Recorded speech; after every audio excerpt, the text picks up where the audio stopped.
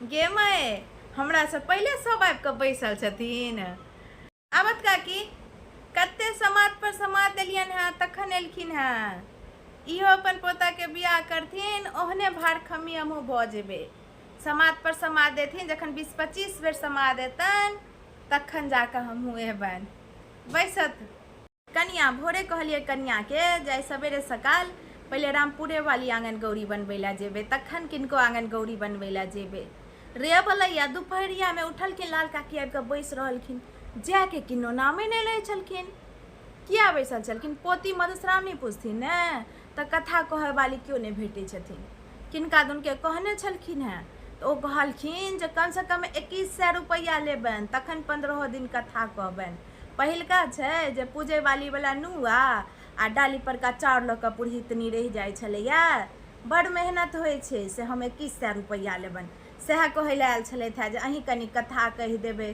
कहू तऽ हमसब भरि टोलक कथा कहिए तऽ वएह डाली पर का चाउर आ जे 21 रुपया 11 रुपया रहै छलै से आ पबनैतिन जे पूजै छलखिन से नुआ से ओ कहलखिन हैं जे 2100 रुपया एक जोड़ नुआ देती तखने कथा कहबनि। नाम नहीं बजली जे किनका कहलखिन के कहलकनि तऽ अहीं कहबै कनिया अहीं कहबै कथा।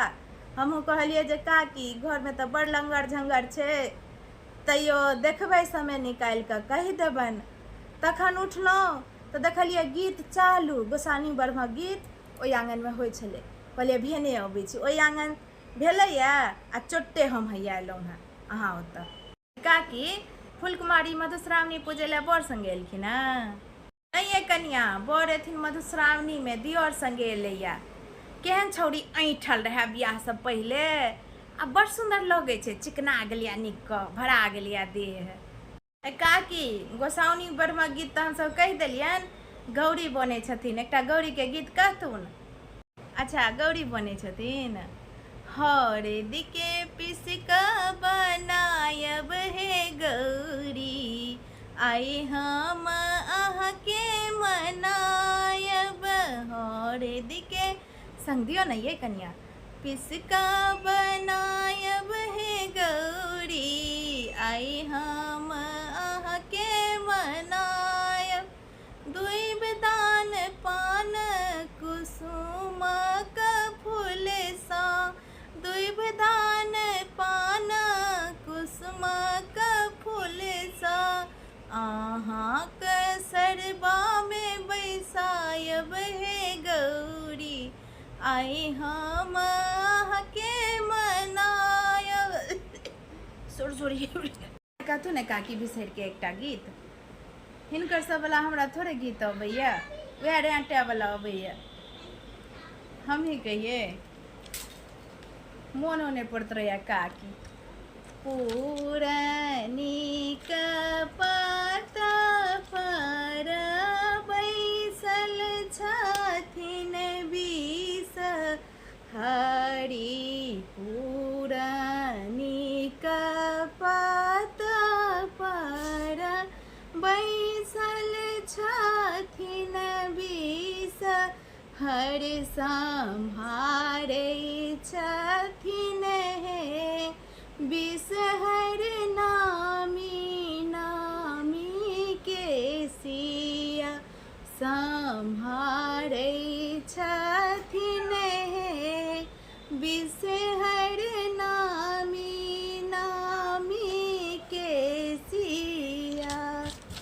घोर चढ़ल एलखिन ना गर सिलबा घोर चढ़ल एलखिन ना गर सिलबा पकड़िए लेलखिन हे नाग नागिन के आचरिया पकड़िए लेलखिन हे नाग नागिन के आचरिया।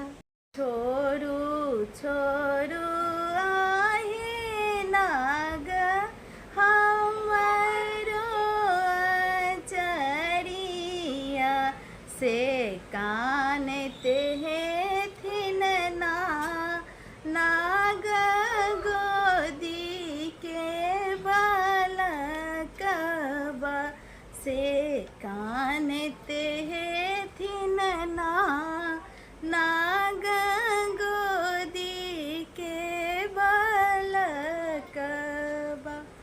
ले गेल छन काकी 2 पौधा और छलै आबत काकी सामान सब देख लेथुन ई देखथुन एक जोड़ नुआ देलियन है कनिया ले आब तो सब दिन सब रंग के नुआ पहिर के फूल लोढ़े छथिन तैयो एकटा ई दऽ देलियन है फूल लोढ़ी ले आ एकटा ई दऽ देलियन है पूजा करै ले पूजा जे पहिर के करथिन से तऽ पबनैतिने के हेतै ताहि दुआरे सुतिए देलियै गर्मियो कते छै आ एहिमे मायो के हेतै काकी एकटा धऽ देलियन है माय ले भेलै कि कते सान के तऽ नुआ देलियै ये कन्या यही गंगा सागर पोखरि पर का नुआ छै बड़का घर के बेटी छन पुतौह एते पाई खर्च कऽ बेटी वाला ई घर में बियाह केलकै सही 10,000 के नुआ फट्टा दै वाली नहीं छथिन ई 300 के नुआ हेतन आ 300 के पूजे वाला सूती बुढ़ारी में हिनका पुतौह नीक के सिद्ध कऽ देतन देखिए एखन पाबनि छलैया कन्या के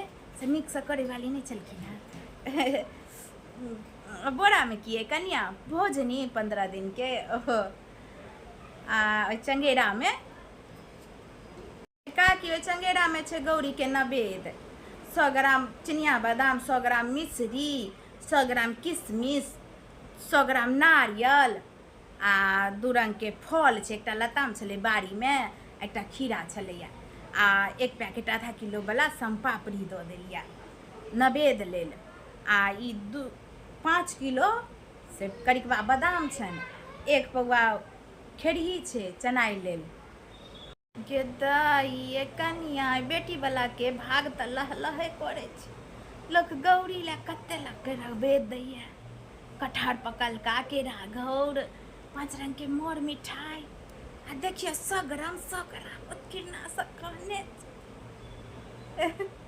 ए कनिया ओई में फूल लोढ़ के देलकै के गेल छला टुनिया फुलकुमरिया बड़ सुंदर फूल सजेने छे जाही जुही सब हेतै हाँ आई में की काके बोरा में तो 10 किलो चाउर देखने छलखिन भोजनी ला आई बोरा में छे मोर मसाला आधा किलो वाला तेल के शीशी दऽ देलिया 100 ग्राम वाला घी दऽ देलिया 15 दिन कन्या खेथिन पीथिन आधा किलो चूड़ा धऽ देलिया इएह सब बोरा में छे भेलै कि आई लिली मौनी देखे छी 11टा कि 9टा 11टा एतबेटा कखबा एतबेटा एना डोका सब सुंदर लाह के चूड़ी भेटते हो वाला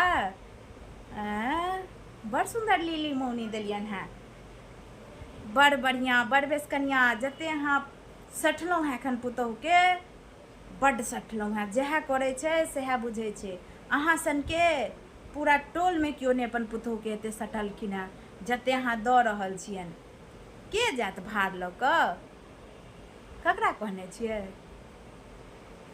रामलोचन के तऽ कहियो सवेरे सकाल दऽ एतै जाकऽ ओतौ सब आशा बाटी तकैत हेथिन भार के हाँ हाँ कनिया बड़ बढ़िया बड़ बेस है जह करे छे सह बुझे छे अहाँ सब चीज देलियन है देखियो वह 2 पैकेट अगरबत्ती इहो है पूजा तिल तेल दिलियन है 1 पौवा वाला ये कन्या 1 पौवा वाला केना चलते 15 दिन ओ बढ़ा के 1 किलो कऽ दियो 15 दिन एहबा तक बातिल जोड़े छे पातिल में दीप जोड़े छे हाँ ओ 1 किलो वाला मंगा लिया और सब चीज कन्या बड़ सुंदर अहाँ सठलहुँ हैं पुतौह के बड़ बढ़िया अहाँ सठलहुँ हैं